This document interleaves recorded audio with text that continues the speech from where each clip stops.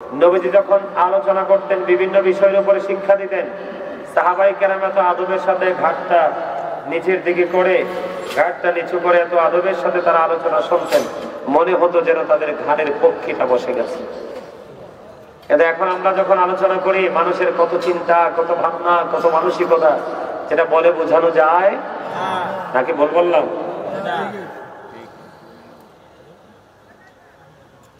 আল্লাহ এবং আল্লাহর হাবিবকে কষ্ট দেওয়ার কারণে ওমর রাদিয়াল্লাহু তাআলা আনহু তার বাবার দেহ থেকে বন্ধ কল্লাটা ফেলে দিয়েছে। জানেন নি এটা?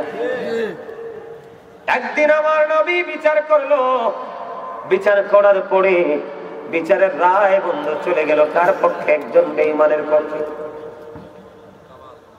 বেঈমানের পক্ষে যখন রায় চলে গেল রে, রায়টা চলে যাওয়ার পরে একজন মুসলমান আর একজন বেঈমান ফয়সালা হলো বেঈমানের পক্ষে।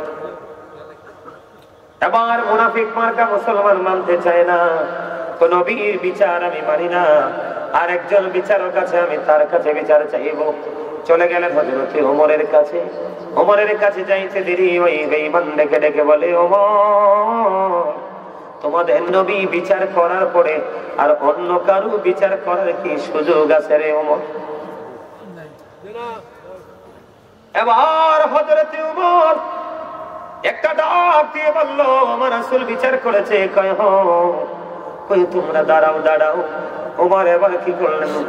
তার ঘরের ভিতরে গেলেন, ভিতর থেকে উন্মুক্ত একটা তরবারি নিয়ে বের হলেন। বন্ধু তরবারি হাতে নিয়ে এবার বের হয়ে বন্ধু মুনাফিক মার্কা মুসলমানের কল্লাটা ফালাইয়া দিল।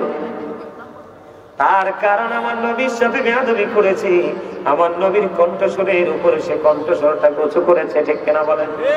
আল্লাহ বলেছে, তোমরা একজন আরেকজনের সাথে সম্বোধন করে যে এইভাবে কথা বলো, তোমরা আমার হাবিবের ক্ষেত্রে এইভাবে কথা বলো না। তার মানে আমার রাসূলের কণ্ঠস্বরের উপর তোমার কণ্ঠস্বরকে উঁচু করিও না।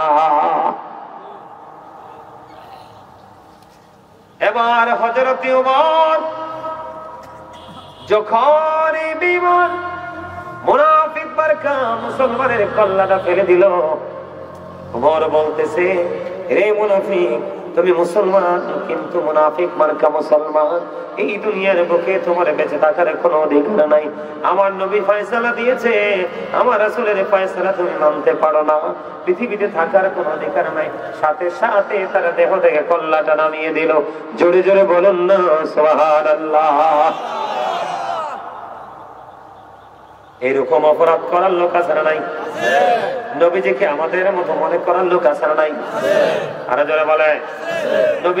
নবীজিকে বিভিন্ন ইস্যুতে নবীজির ইজ্জতে আঘাত করা হয়, নবীজিকে ছোট করা হয়। আপনারা জানেন কি জানেন না? আমার রাসূল বলেছে, বন্ধু হাদিস শরীফের মধ্যে এসেছে, বুখারী শরীফের মধ্যে, আপনার আমার প্রাণের রাসূল বলে দিয়েছেন, কাব ইবনে আশরাফকে হত্যা করার মতো কে আছো? কারণ সে আল্লাহ এবং আল্লাহ রাসূলকে কষ্ট দিয়েছে। নাউজুবিল্লাহ বলেন না কেন? এবার মুহাম্মদ ইবনে মাসলামা দাঁড়িয়ে গেলেন, এবার বললেন, ইয়া রাসূলুল্লাহ, আমি পারবো, কারণ আল্লাহ এবং আল্লাহ রাসূলকে কষ্ট দেওয়ার কারণে সে দুনিয়ায় বেঁচে থাকার অধিকার বন্ধু হারিয়ে ফেলেছে। এবার মুহাম্মদ ইবনে মাসলামা আমার নবীর সাথে বেয়াদবি করার কারণে তখন কি করলেন? কাব ইবনে আশরাফকে হত্যা করে ফেললো। হত্যা করার পরে প্রাণের নবীর কাছে তিনি খবরটা জানিয়ে দিল। জোরে জোরে বলেন না আলহামদুলিল্লাহ। আপনারা খুশি হন নাই? আমি আপনাদেরকে বুখারী শরীফের আর একটা হাদিস শরীফ বলি, বলার পরে বন্ধু আমি প্রেমের জগতের দিকে একটুখানি ঢুকবো।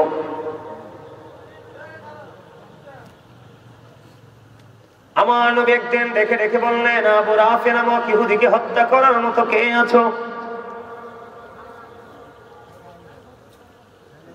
এবার কি করলেন? আব্দুল্লাহ ইবনে আতিক তিনি ওই আবু রাফি নামক ইহুদিকে হত্যা করার দায়িত্ব নিলেন।